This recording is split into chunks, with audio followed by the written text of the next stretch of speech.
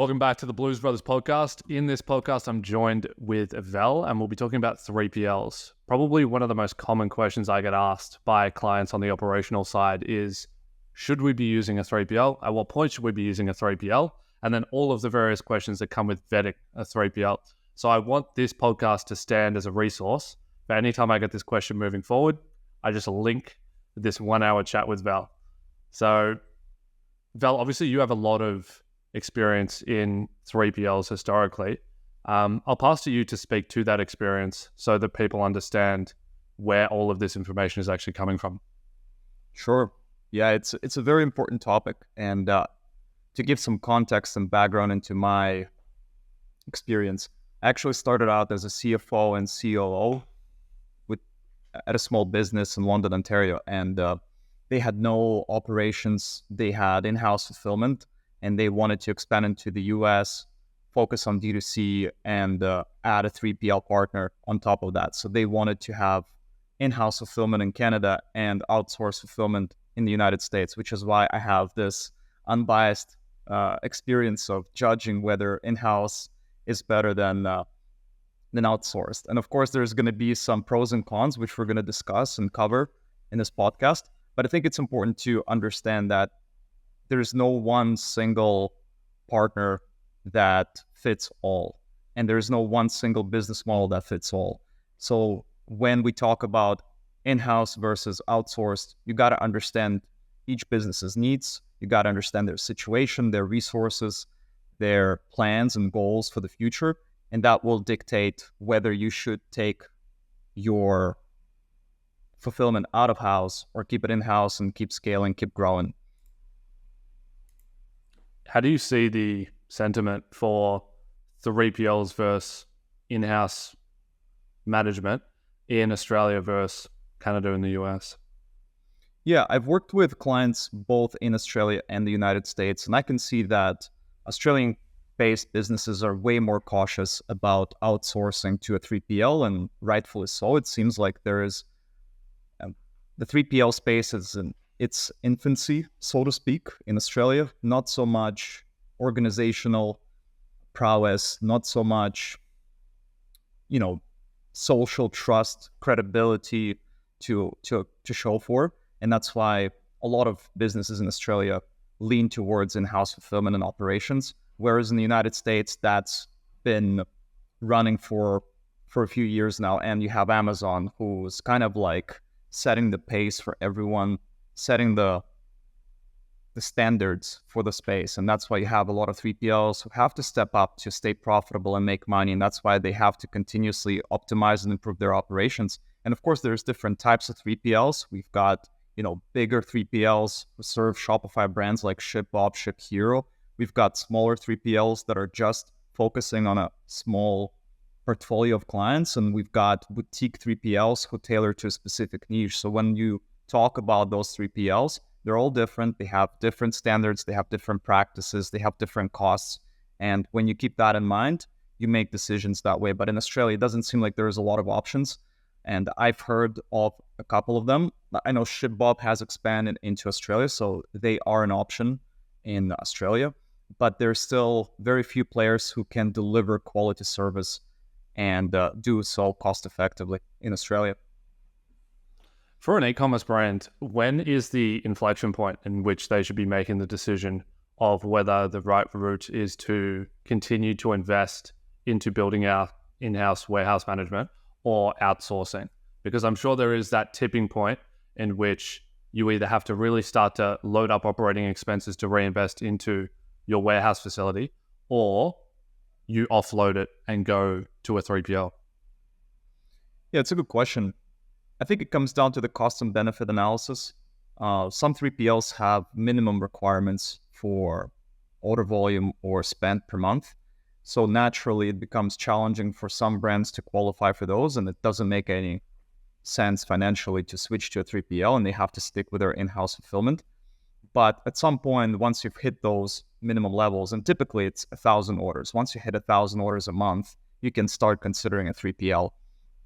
And of course, again, it depends on the business model of that 3PL and the location, geography, competition. So there's a lot of factors at play. But when we talk about Australia, then of course 1,000 orders should suffice to start considering a 3PL.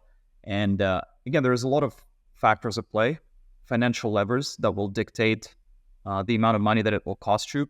But once you've grown to, to a certain revenue threshold, let's say $10 million, you're now entering the amount of orders and volume that requires very solid operations and processes in the warehouse.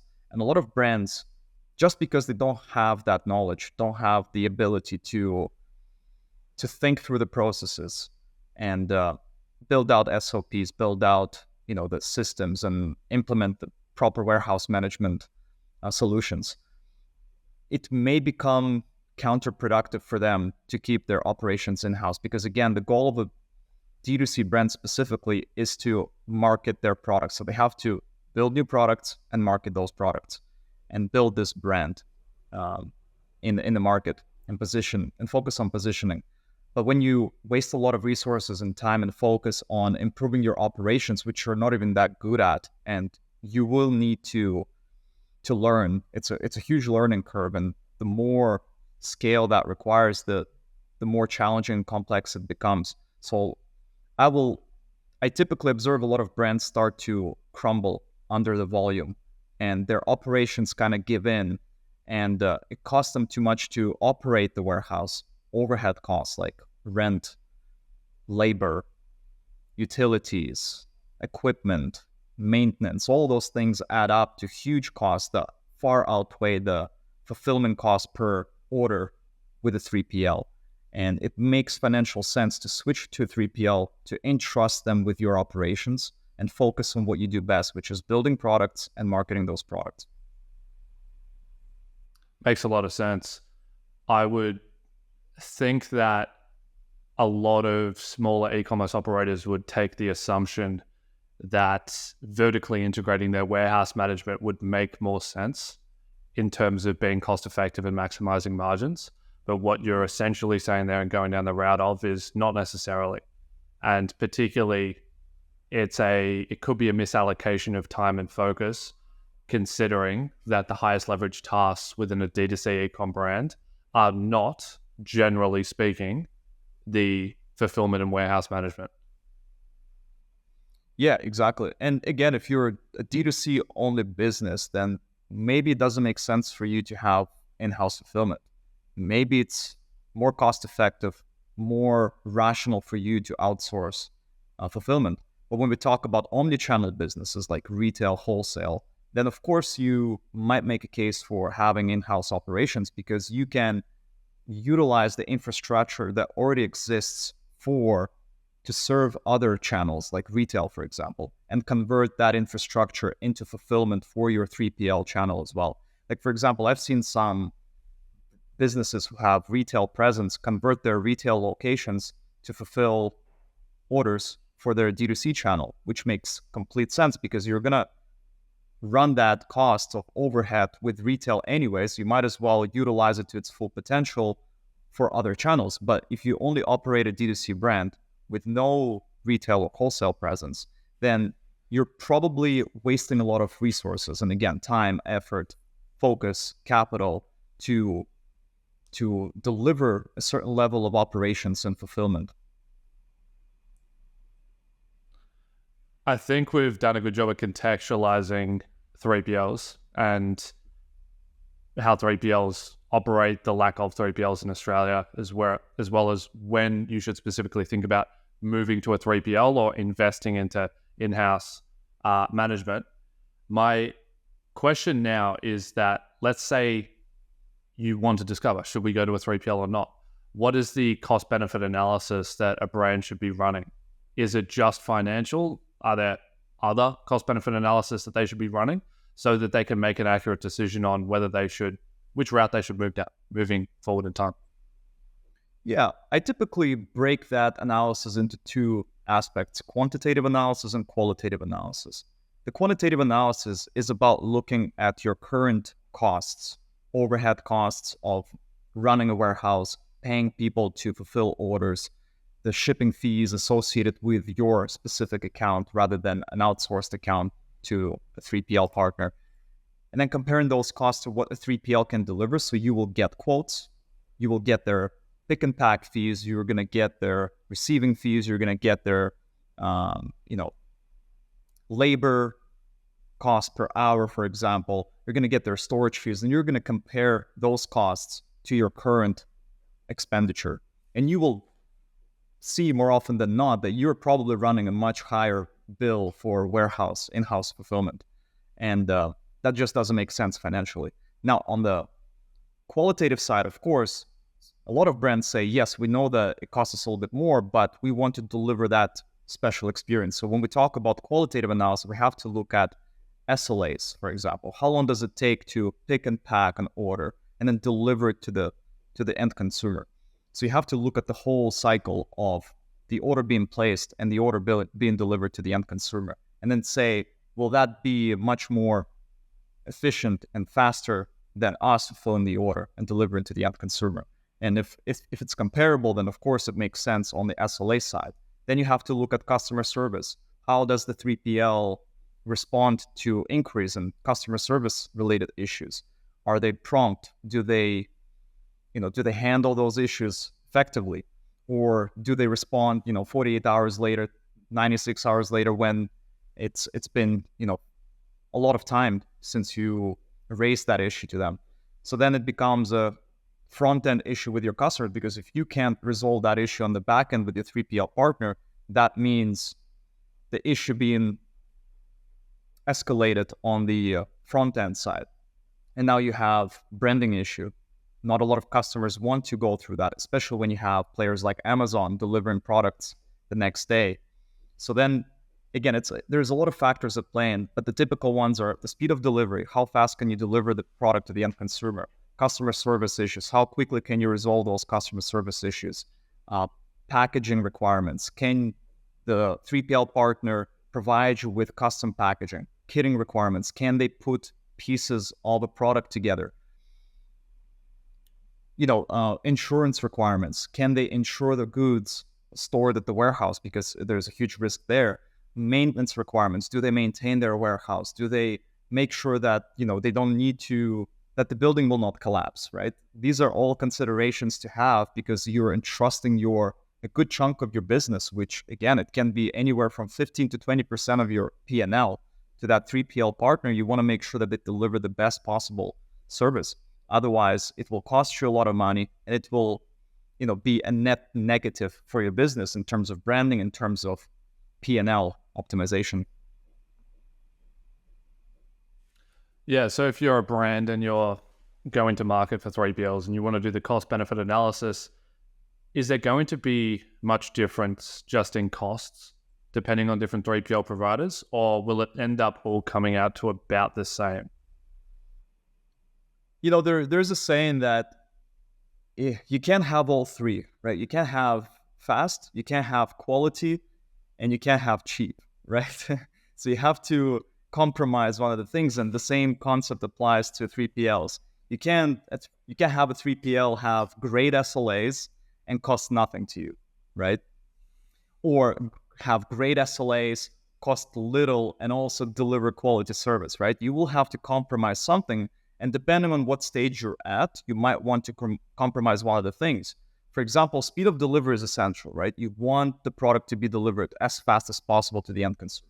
That's kind of like a given for 3PL space. You got to compete with big brands. However, there's still, if you're not in a very competitive niche, you might make a case with your consumers to wait a little bit, right? And if you can make your consumers wait a little bit without them asking for refunds, then of course, then you can find something cheaper or more cost effective and quality.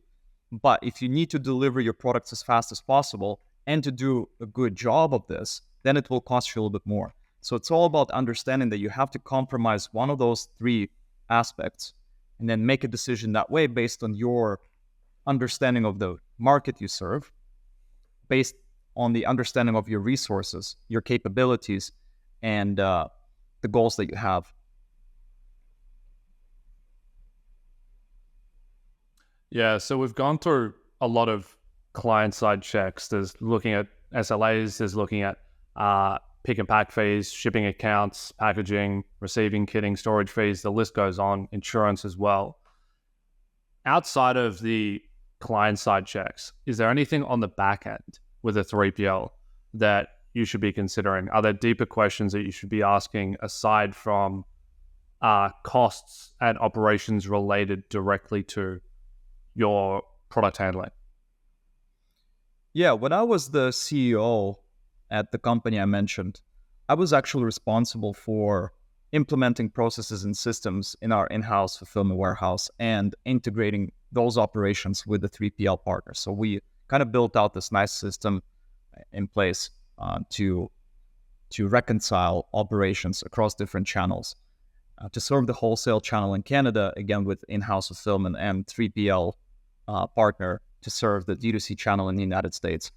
And when we managed and built processes for the in-house fulfillment in Canada, we ran into a ton of issues as a business, and that impacted our ability to fulfill orders. And 3PLs are no different. They also have their own operations and processes that must be kept up to par. And some of those being employee turnover. As you know, or may guess, the 3PL and warehouse space doesn't really pay a lot to people, right? So you will attract a certain type of individuals, certain type of talent. And that means certain baggage of, social issues, for example. Like one of the examples, and it's a very anecdotal example, of course, and I never really managed a lot of 3PLs in my life, but we had someone who had a drug addiction, for example, working in our warehouse. And on occasions, they would have a relapse, for example. And that, imposed certain complications on the fulfillment side. So we had to make sure that that person was actually in place, reliable, delivering their service to us as a business and fulfilling the orders on time. And some days that wouldn't happen. So of course, we had to make sure that the employee turnover was not quick, because we had to train people. We had to make sure that they were the right people for the role, and they would deliver, work on a timely basis and according to the agreement that we signed.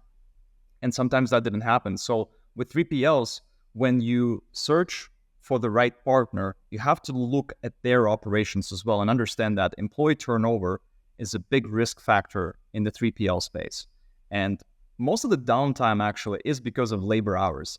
Just because someone didn't show up to work or had something come up, they couldn't fulfill the orders. And again, 3PLs are very tight margin businesses. So they have to schedule their labor hours very meticulously. And if someone doesn't show up, that creates a whole set of issues for them. And the SLAs go out the window. So you got to make sure that the partner that you're looking for has proper procedures, proper processes in place that allows for employee satisfaction. The employee turnover is not as high, and it attracts the right type of people. Because again, I'm not speaking to all 3PLs. Not all 3PLs employ, all lower income individuals. Of course, there's going to be good 3PLs that look after their employees and they pay them well, and that's why the turnover is not as high. But employee turnover is a big risk factor. And on the other hand, something that I mentioned is the equipment and the infrastructure of the 3PL, right? Do they look after, do they maintain the racking, the equipment? Will it not give in and, let you down as a business at the worst time possible when the Black Friday, Cyber Monday is around, right? Just because of the volume, the maintenance is not there, and the whole rack collapses. Some pallets just break apart, your inventory is damaged. So you got to make sure that they have proper processes, procedures, employee training, employee satisfaction in place before you even consider them as a partner. Otherwise, again, you're giving a good chunk of your business to someone that cannot be trusted, who doesn't have credibility, and you put yourself in some sort of jeopardy. So when I talk to clients, I typically recommend to visit a 3PL. That is a question, if that's a possibility. So if they can go and visit the warehouse, see how the operations are performed in the warehouse, that will go a long mile and will help you better understand if you should trust this partner or not. Is there anything to say about the cleanliness of the warehouse if you do get the opportunity to go and walk through it? I think so. I think it speaks volumes. If everything is maintained to its standard and the way it should be, you will see that translate into little things like cleanliness of the warehouse. Is there a lot of wrapping laying around, card boxes thrown around, garbage is not taken out? These are little things that you should pay attention to, because if they can't take out a trash bin for a few hours and it's sitting there, just taking up space, not really, really like clogging up the space, and you can't really trust them to deliver quality service with every single order. It means that they will not pay attention to some of the orders. And again, that affects your brand. And you better pay attention to all these little details, raise that as a concern, as a question to those 3PL partners, discuss that and see, if that's something to worry about, or if it's just a temporary, issue of garbage not being taken out because they're overwhelmed, and of course in a couple of hours they will come by and take it out. So I know I'm taking it to an extreme, but again, all those little details, if they can't handle their garbage, I'm not sure they can handle thousands of orders on a Black Friday, Cyber Monday. Fair enough. I've got a pretty specific question for you here. In paid media, one of the hardest types of brands to work with is low volume, high ticket brands. And the reason for that is because within Google, within Facebook, if you don't have a lot of conversion turnover, you don't have large data sets that can be used in the modeling of targeting. And so you end up with less conversions being tracked, which results in worse performance at a campaign level. And not only that, really high ticket products end up having really long, confusing customer journeys. And so it's very hard to identify what is actually generating first click and then pushing a user through the funnel to purchase. And I say all that to say that those kind of brands are also going to suffer on 3PLs, I imagine, because they might be selling very large, high-ticket products, but at incredibly low volumes. They might only be doing 100 orders a month. But if you're selling a $2,000, $3,000 product at 100 orders a month, you're actually doing a lot more revenue than a counterpart brand who might be doing way more volume in orders, but way less revenue, way less profit. So my question is, what's the solution for those low volume, high ticket product brands? Can they go into 3PLs? Do they make adjustments? Are there particular boutique 3PLs that are factored in for higher ticket brands with lower volume, with larger dimensional weights? Yeah, it's a good question. And I think it's important to know that volume equals leverage in negotiations, in life in general. If you have a lot of volume, you're in a much better position to negotiate good terms with any vendor, with any partner, from the suppliers to 3PL vendors to, marketing agencies. Volume is always leverage. So when it comes to low volume, you will have to pay more for that. How much more depends on your negotiations with each individual 3PL partner. I've seen 3PL partners accommodate low volume brands with a certain minimum spend per month, or by increasing the fulfillment fee, for example, right? So just because you're high ticket, it means you have more contribution margin to play with, and they might raise it up a bit per order just to make up for the fact that you don't have as much volume. It just depends on how much more that is compared to high volume brands. And if you run an analysis and it makes sense on the margin side, you might want to go that way as well. Because again, at some point, you will grow to a volume that is good enough for their minimums, and they will still build that partnership with you and provide you with a more cost-effective fee structure down the line. Yeah, makes sense. I have one more really specific question for you, but I think it will relate to some people watching the podcast, which is those that already have a 3PL. So they're already at scale. They've already moved their fulfillment into a 3PL, but they're questioning whether it's the right one. How do you best advise that someone, number one, questions whether they're with the right 3PL, and then number two, whether they should move 3PLs, because I know that you've supported a lot of your clients in actually transitioning to more cost-effective 3PLs, which makes an enormous difference for the unit economics because you cut cost of delivery, but also the entire P&L by cutting quite a large line item on that P&L. What's your advice to those brands that are currently in an existing 3PL? Yeah, it's a good question. I mean, if you have that question already, that's not a good sign, typically, right? If you say, do we have the right 3PL partner? Maybe not if you ask yourself this way. So there's got to be some root causes for that line of questioning. Again, do you feel like the customer service is bad, right? Do you feel like you're being overcharged? Do you raise these concerns to the 3PL partner and they just ignore you? All those things are kind of red flags. So if you can open a conversation with a 3PL, bring up these concerns to them, discuss them, and they come up with a solution that makes sense and kind of allows for a long-term relationship, then that's a good sign. At least they're open to a conversation. But on the other hand, you also need to understand what the industry standards are and what kind of thresholds you could be looking if you were to switch to another 3PL partner. For example, when you work with ShipBob, you got to remember that they have huge list of clients. They optimize for volume. They optimize for a large number of customers. That's how they negotiate better terms with carriers so that they can ship on account and cut the cost there. That's how they maintain that 4 free picks per order, for example. And it's a very cost-effective way to get started. But if you want tailored customer service, you want custom packaging, you want special treatment and handling, you want, the best SLAs possible, then ShipBob may not be the perfect fit because, again, you're more brand-driven rather than cost-driven. So again, it's a kind of a choice between being cost first. Are you trying to optimize for costs, or are you trying to optimize for better customer service experience? Because if you can create better customer experience, then that can translate into higher LTV down the line. So again, it's kind of a short-term versus long-term look and how you can build your strategy around that.